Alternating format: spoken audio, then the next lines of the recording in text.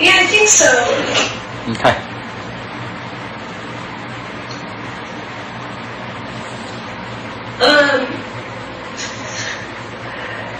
A couple things.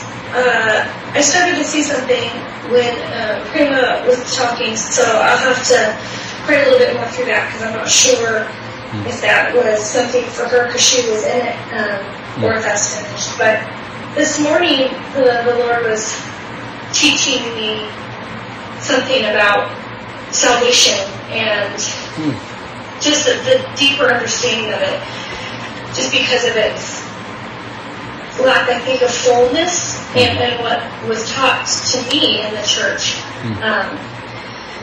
With obviously the grace of Jesus' blood and all of that huge thing, but there's a deeper understanding of it. So anyway, the Lord's been teaching me that.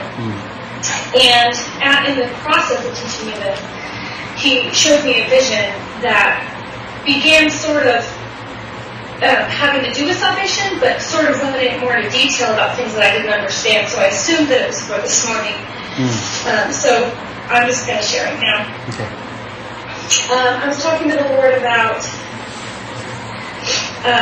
sort of what it looks like to come out of the world and into a relationship with Him. And what He started to show me was a man. And I believe that this man was from biblical times because he was not dressed at all in anything that was of nowadays. And he was walking, but he was walking towards darkness. And when I say darkness, it was almost like this tar, like sticky substance. It was black. And it sort of spiderwebbed around his back and forward. So in front of him was darkness, and that darkness could reach out and grabbed him and pulled him in to that darkness. And he walked with resistance, so he wasn't heading full into this black darkness. He was sort of walking, almost pressing back against it, but also at the same time willing to walk toward it and forward toward it. I'm going to tell my kids to right now. Hold on one second.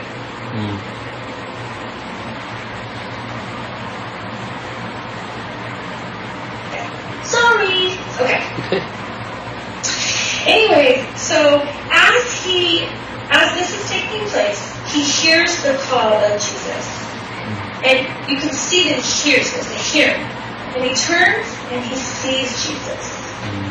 And that enables him he sees and hears. So he hears him, he turns and sees him. And that enables him to reach out his arm towards Jesus. And he reached his arms out towards Jesus, and Jesus walked up to him very slowly, very just matter of fact, and grabbed his hand. And immediately this blackness, comes off of him pretty easily.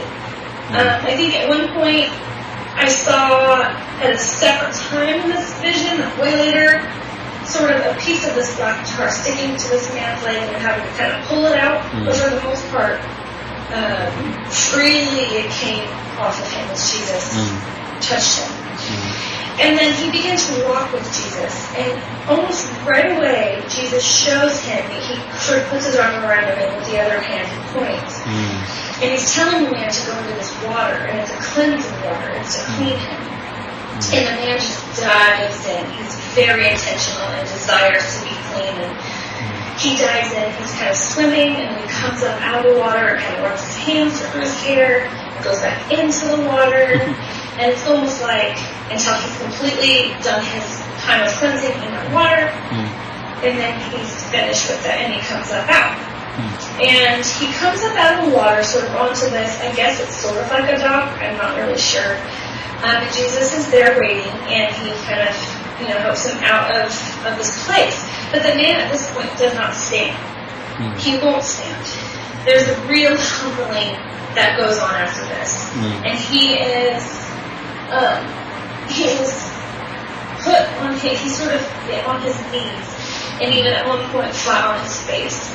It was just a very humbling position he wanted to take and was willing to take, I think, and chose to take.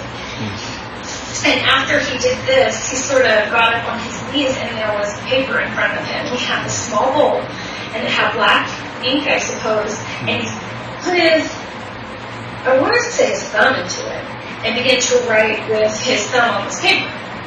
And he wrote for quite some time. I don't know. And I couldn't understand what the language was. It reminded me soon of those things we've been posting on Instagram and the Chinese letters thingy. Oh. It reminded me a little bit of that. And anyway, so he's writing with his thumb, and then Jesus comes and he hands him this inked feather, and then he begins to write with that. He writes for a while with that. And then once he does this, he rolls this up, and he stands up, and he has his backpack on, and he rolls up this writing and puts it in his bag. And now he's standing, and he's not standing in like a prideful, disrespectful way, but he is standing, and he is, he feels good about it. It's not, like anything disrespectful. He's standing from a humble position into a standing humble position almost. But righteously and in confidence and power, it sort of stays like that. And at this point, he has this other piece of paper that he holds up. And he is sitting in front of him. I think it is a map. But he takes this, what I see as, it's sort of, to me, looks like in the old days when they used to blow air on fire to get it to start. I think it's like this little accordion type looking thing. And he holds that accordion type fire starting thing up to this map, and he blows it up. He uses it sort of to blow the map up to enlarge it. And so the same maybe 2 foot by 2 foot, 4 feet by 4 feet map, he blows it up to be just this huge map. And at this point, he takes a hatchet and he slices this map in half with a hatchet. And then right afterwards, he takes a needle and thread and sews it up down the middle. And then he takes his hand over that and sort of smooths it out so you can't even tell that there was a tear in the map at all. It was just smooth to the touch and perfectly put back together with zero rips, zero anything, just basically miraculously put back together. And then he rolls this map, but he puts a seal on this map. So he seals the map with a little seal, and then he puts that into his backpack. And at this point, he gets ready to step forward, but I can see his feet, and he has sandals on. He takes his sandals off, reminding me very much of Moses. I think, this might be way off, but I think Moses has to take off his shoes, right? Up on the rock, or help me. Okay. It reminded me, that came to my mind, the sandals being taken off and stepping forward and a little ground or something like that. And then he steps onto like sand, like a desert. And the sand is there only momentarily. You can see this white sand and it's kind of stretched out. Well, it begins to kind of sink into the ground. And then all the sand sort of sinks down into this huge cavern, this huge crevice. And it's a huge rock, solid hole. It's huge too. I wish I could, liken it into something, I don't know, like a crater maybe, like a crater fell is like the size of a crater. Anyway, and it's deep in endless depth. I can't see the bottom of it. And it's this solid rock, it's really solid rock. And across this solid hole, this circular solid hole, is this bridge, and it's a tiny walkable bridge, 2 feet maybe wide, and it's also this solid stone. And it's just right there through the middle, and it sort of reminds me of this path like I had to walk in Lord of the Rings, but it doesn't fall apart. It's sturdy enough. But then I can see up above, from like a bird's eye view, a little bit above it, and I can see this man. And as he's walking along this bridge, he begins to turn into a man in regular clothes, like nowadays. It's almost like a time has gone by over this bridge, from ancient times to nowadays, because he changes into this into this nowadays man. But as I see from this bird's eye view, and I can see down, I can see that the rock that was so solid and strong, it begins to fall apart. It doesn't do anything to the bridge that the person's on. And the person seems to be just walking a slow, steady pace and not alarmed or any type of emotional freaking out or anything about this rock. But the bridge is intact, but the circle of rock, the whole, it's just breaking apart and falling down to the depths of the soul. And it does that while he's walking across it, just slowly and calmly and comfortably walking. And then he crosses over the bridge onto the other side. And then when he gets to the other side, there's jungle there, or garden, or greenery, some sort. I jungle because it's very thick.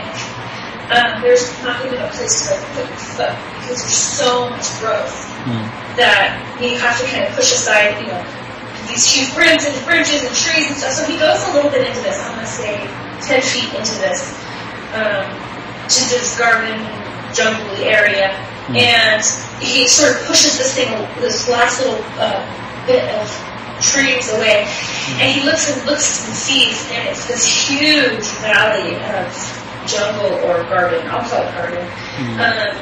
It's just packed tree to tree to tree, so full, and it's down into a valley, and it almost like we've been here before, and it's like I've been here before in this garden. But anyway, he looks to the left, and it's sort of like this ridge that he's on, and you go down, and there's still, as far as the eye can see, this lush garden.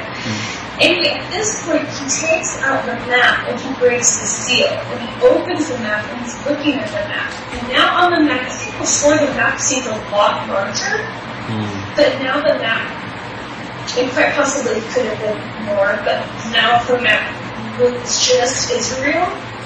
And he holds the map up, looking at this map, and then he puts it down, and I believe he sees it as maybe as Israel, I'm not sure, but it didn't look like it, obviously. It was just this huge garden. But at this point, he holds the map up, and he puts it down, and standing directly in front of him are these priests. And I initially thought, oh, these are no good, just because they look sort of resembling a Catholic priest, because they had huge hats on, and it just, but they weren't, because they were all in white. They were all in white, and they sort of nodded to him, not in a down on your knees and worship him kind of way, but just as a sign of respect or kindness or something. It was a kindness there, I believe. Anyway, they bowed to him a little bit, just with their heads nodding to him. And then there was there was a certain amount in front of him, maybe, I'm not sure, a group of them in front, and then I saw sort of behind him, there was a long line of them. There was a lot of priests in this line, all right. Anyway, and the priest in front sort of took his arm and laid it out to show him, if you're showing somebody something, Nick Point would kind of lay his hand out flat and just kind of showed it to the left, and then showed him, I don't know how to explain it, but I took his arm and sort of waved it along to show him on this side of him, on the left side of him, and then on the right side of him. So it would have been his right and then his left, and he took his other arm and showed him that side. So he was showing him this land for some reason. And that's as far as that vision got. I don't know if there's more, but that's where it ended.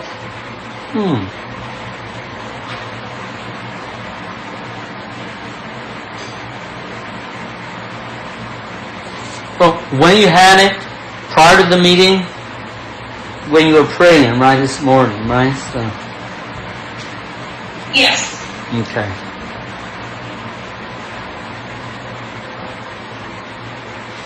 Wow, this is very intriguing vision. So, wow. Well, you just described our whole morning message. Yes, I think so.